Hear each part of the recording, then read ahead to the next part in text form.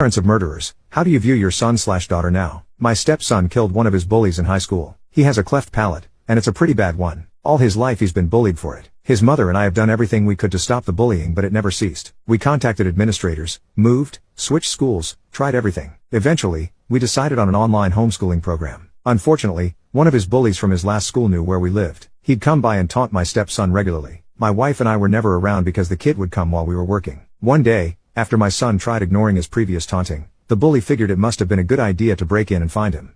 He threw a brick through our back window, which was in the guest bedroom, and proceeded to attempt to enter. Now, I partially blame myself for what happened next. My son never knew his real father, and so since I've come in, I've done everything in my power to fill in, and we grew pretty close.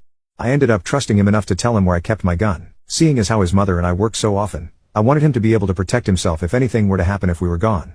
So, he grabs my gun, opens the door to where the bully was and shot him in the chest twice. He died before the ambulance reached the scene. My son was never charged for anything, as there was obvious evidence of a forced entry, and the neighbors claimed that the bully repeatedly said he was going to kill my son when he got inside.